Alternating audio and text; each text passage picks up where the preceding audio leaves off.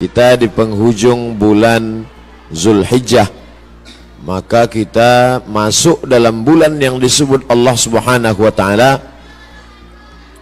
minha arba'atun hurum. Ada 4 bulan yang disebut dengan bulan haram. Yang pertama Zulhijjah, yang kedua Zulqa'dah, Zulhijjah, Muharram dan Rajab. Salasun mutawaliyatun. Ada 3 bulan yang berurut-urut. Ada 3 bulan yang tak terpisah. Itulah dia Zulqa'dah, Zulhijjah, dan insyaallah tak lama lagi kita akan masuk ke bulan Muharram. Sedangkan yang 1 bulan ini ma baina Jumada wa Sya'ban, terletak di antara bulan Jumadil Akhir dan bulan Sya'ban, yaitu disebut dengan bulan Rajab. Jadi pada bulan-bulan ini kita dianjurkan beramal. Amal yang paling afdal adalah melaksanakan puasa-puasa sunat. Khusus untuk bulan Muharram nanti itu ada puasa sunat yang disebut dengan puasa Ashura. Jadi kita catat tanggalnya, insya Allah nanti tanggal 1 September itu bertepatan 1 Muharram, berarti nanti pas pada tanggal 9. Yang paling bagus puasa itu tanggal 9, 10, 11. Kalau tidak sanggup 3 hari, karena kata Nabi SAW, jangan sama puasanya dengan puasa Bani Israel. Khaliful Yahud. Bedakan puasa kamu dengan puasa orang Yahudi. Orang Yahudi itu puasanya cuma tanggal 10 saja. Maka supaya kita beda dengan Yahudi, puasa 9, 10, 11. Kalau tak sanggup 9, 10, 11, pilih 2 hari saja, 9, 10. Nah, ketika Nabi sampai ke kota Al-Madinah Al-Munawwarah, Nabi melihat orang-orang Yahudi di Madinah itu puasa. Di Madinah ada 3 orang Yahudi.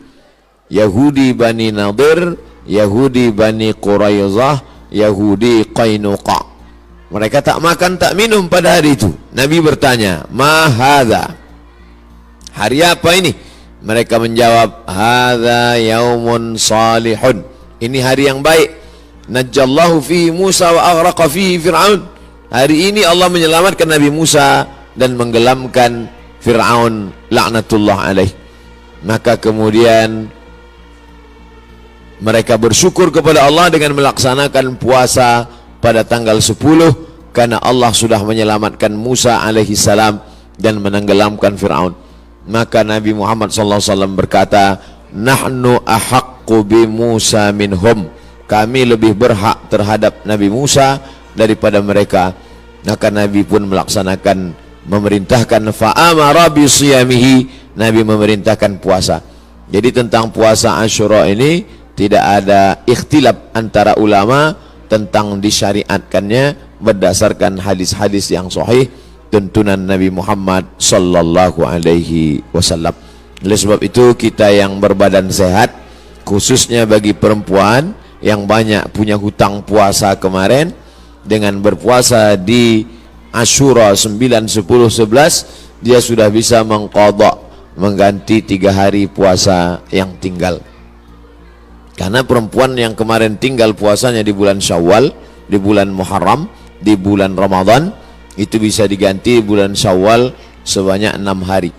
Orang yang berpuasa 6 hari di bulan Syawal otomatis dapat pahala puasa sunat walaupun niatnya qadha. Begitu kata Imam Abu Zakaria Al-Ansari dari kalangan mazhab Syafi'i, yang disebutkan dalam kitab Fatawa Al-Azhar oleh Syekh Atiyah Saqar. Niatnya niat qadha saja, tidak niat sunat. Karena kalau niat sunat, qadha tak dapat. Tapi kalau niat qadha, maka otomatis pahala puasa sunatnya dapat. Begitu juga dengan orang yang puasa Senin Kamis, niat qadha dia hari Senin, maka qadhanya lunas dan pahala Senin dapat. Niat qadha dia hari Kamis, pahala qadhanya dapat dan otomatis dapat pahala puasa sunat. Begitu juga dengan nanti 3 hari di bulan Asyura, di bulan Muharram itu 9, 10, 11. Niatnya niat qada. Nawaitu sauma qada'in. Saya berniat puasa qada mengganti yang Ramadan tinggal kemarin.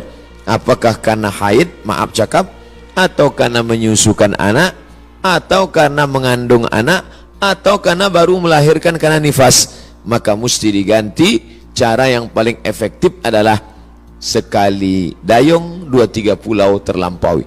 Walaupun ini masalah perempuan, tapi laki-laki mesti tahu, karena semua laki-laki punya istri, punya anak perempuan, punya kakak perempuan, punya adik perempuan. Inilah perlunya fiqhul mar'ah, fikih perempuan.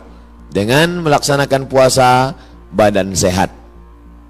Karena ternyata makanan yang kita makan itu banyak bakteri racun di dalamnya. Kenapa padi kita bisa tumbuh tak ada dimakan wereng? Karena ternyata disemprot dengan pestisida. Kenapa buah apel yang kita makan itu tidak berulat? Karena ternyata ulat tak mau memakan apel karena ada pestisida. Bahkan ikan asin yang kita makan pun itu kena formalin.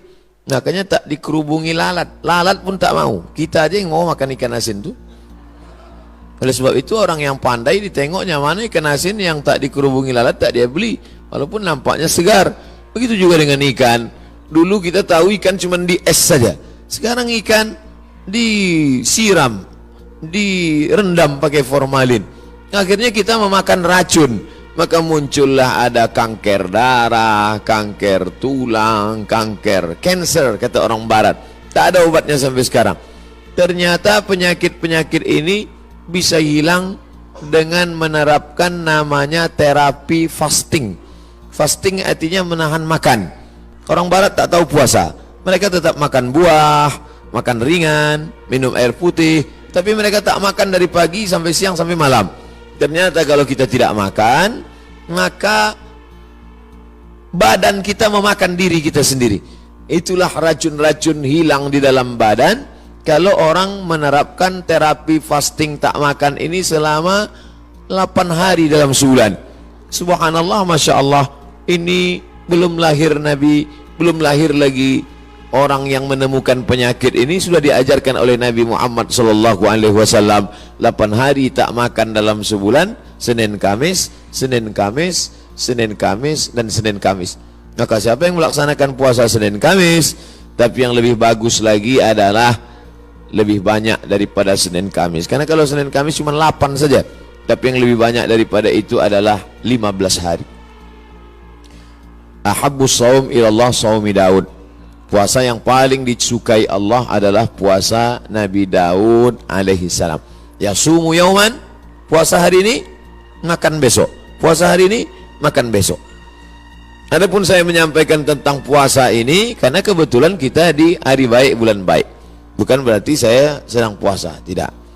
Jadi jangan nanti ketika diajak makan, Ustadz tuh cuma pandai ceramah aja itu.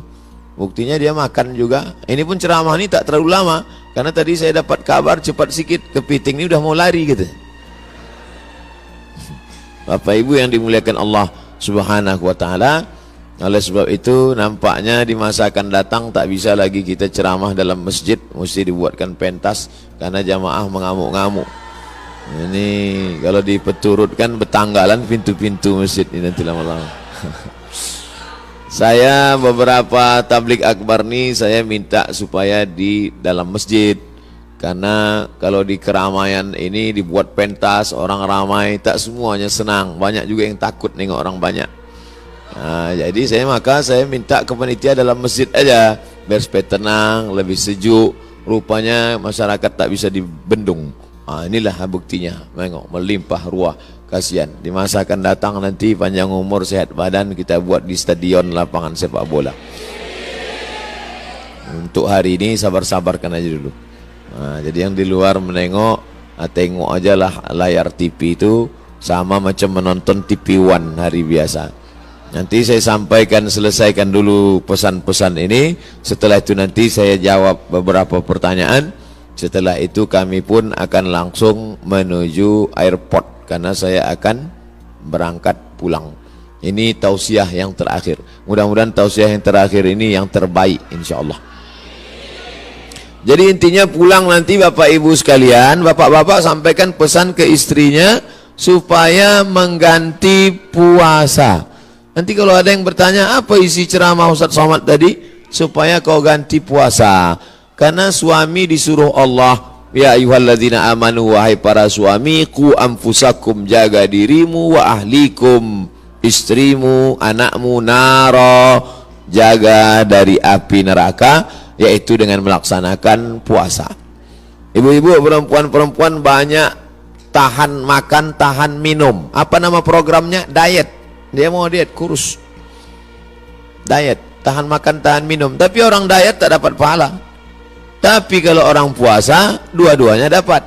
Pahala dapat, qadha lunas, pahala sunat dapat, diet menyusul. Dengan syarat jangan diganti di waktu malam. Karena banyak juga mengkodok puasa di waktu siang, mengkodok makan di waktu malam. Nah, tak dapat apa-apa. Oleh sebab itu maka badan sehat, otak sehat, orang yang sedang melaksanakan puasa menanamkan takut kepada Allah Subhanahu wa taala. Takut menganiaya orang, takut menengok yang haram, takut membicarakan aib orang. Kalau sedang puasa Asyura itu nanti mana ada orang mau membicarakan aib orang lain? Ibu-ibu yang ditelepon kawannya cerita tentang tetangga, anak si fulan, istri si fulan, tak mau dia bicara. Jangan bicarakan aib orang lain, stop. Nanti malam baru kita bahas, kata dia. Haram, tak boleh. Man lam yada qaulaz zur, siapa yang tak meninggalkan cakap kotor, cakap yang tak baik, membicarakan aib orang lain, menganiaya, falaisa lillahi hajatun fi ayyada ta'amahu wa syarabahu. Tak ada gunanya dia tahan makannya, dia tahan minumnya, kalau tidak menahan cakap kasar, aib, ghibah, namimah. La yadkhulul jannatan lamamun, tak masuk surga orang yang membawa-bawa cakap orang. Cakap si A tentang si B disampaikan oleh si B kepada si C, beradu kepala si B dengan si C gara-gara si B. Oleh sebab itu dalam hadis dikatakan Nabi membelah pelepah kurma, Nabi tusukkan ke suatu makam. Sahabat heran, kenapa kau tusukkan pelepah kurma itu ya Rasulullah? Kata Rasulullah, ini orang yang di dalam kubur ini sedang kena azab. Azab apa? Azab kubur. Itulah makanya sebelum salam kita berdoa, Allahumma inni a'udzubika min azabi jahannam wa min azabil qabri. Minta jauh dari azab kubur. Kenapa dia di azab kubur ya Rasulullah? Ada dua dosa dia. Yang pertama, kena azab kubur karena namam, membawa-bawa cakap orang. Oleh sebab itu kalau lidah ini terpancing mau bicara aib orang lain, stop, diisi dengan zikir, tasbih, tahmid, takbir, tahlil. Tasbih, subhanallah. Tahmid, alhamdulillah. Takbir, Allahu akbar. Tahlil, la ilaha illallah. Kalimatani, dua kalimat. Khafifatani alal lisan, ringan di lidah. Thaqilatani fil mizan, berat pada timbangan hari kiamat. Habibatani ilar rahman, disukai Allah. Subhanallah bihamdihi subhanallahil azim. Subhanallah bihamdihi subhanallahil azim. Subhanallah bihamdihi subhanallahil azim. Jadi yang paling bagus diisi pada bulan haram ini, Dzulqa'dah, Dzulhijjah, Muharram, ini adalah puasa sunat. Tapi ada 4 hari di bulan ini tak boleh puasa. Di antara 3 bulan ini ada 4 hari tak boleh puasa. Itulah dia tanggal 10, tanggal 11, tanggal 12, tanggal 13. Kenapa tak boleh puasa? Karena hari raya, daging kambing melimpah ruah. Walaupun tak semua bisa makan kambing ini, karena asal ditengoknya, baru menengok bungkusnya aja sudah naik darah tingginya. Belum lagi makan dagingnya. Nah, adapun sekarang inilah masanya membakar kolesterol, membakar karbohidrat, membakar yang kita makan pada saat penyembelihan hewan kurban kemarin. Adapun ibu-ibu, bapak-bapak yang masih banyak daging kurban di freezer itu, sedekahkanlah kepada anak yatim, fakir miskin. Ini udah hari raya yang keberapa ini di bulan Zulhijjah. Sudah mau habis bulan Zulhijjah, masuk bulan Muharram, tapi kulkas masih banyak yang belum bisa ditutup, masih menyipak kaki kambing itu lagi. Oleh sebab itu, maka ini menunjukkan kita ini ada sifat tamak, ada sifat tak ingin rezeki kita itu dimakan orang lain.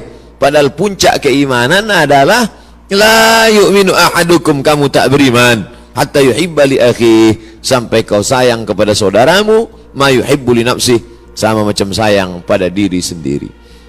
Tak sampai hati kita, makanan itu hanya lewat di leher kita. Kalau enak rendang kambing, gulai, soto, capcay, sop itu di lidah kita, di leher kita, maka kita bagikan kepada yang lain. Makanya kata Nabi SAW, idza tabakhta fa aktsir ma'aha. Kalau kau masak, banyakkan kuahnya. Kita disuruh masak banyak kuah. Untuk apa? Bagi kepada tetangga. Jadi kalau daging tadi tinggal 2-3 potong, masaklah nanti sore, banyakkan kuahnya, bagikan. Tapi jangan gara-gara ceramah nih, ibu tuh hasil bersedekah kuah aja sih. Apa maknanya? Sedangkan sikit saja dia bisa berbagi, apalagi banyak. Oleh sebab itu maka dalam Islam, tapi masalah lapar ini tak bisa kita ceritakan.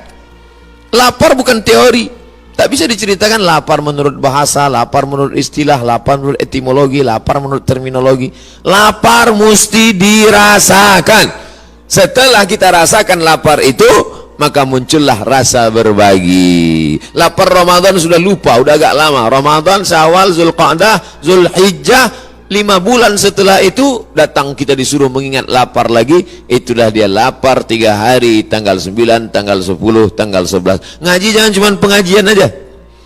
Pengajian nonton TV, pengajian di YouTube, pengajian sekarang live langsung, cukup. Jangan sekedar pengajian tapi langsung diamalkan. Pulang dari sini ambil spidol, tengok mana kalender, tanggal 9, tanggal 10, tanggal 11, garis di bawah puasa Asyura. Andai maaf cakap, pas tanggal 9, 10, 11 dia haid, maka dapat tetap pahalanya karena sudah ada niat. Innamal a'malu binniyat. Ibu kenapa tak puasa? Oh, mohon maaf, saya sedang halangan. Tapi niat sudah sampai. Adapun laki-laki tak ada alasan.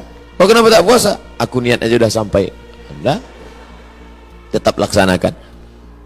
Maka bapak membangunkan istrinya.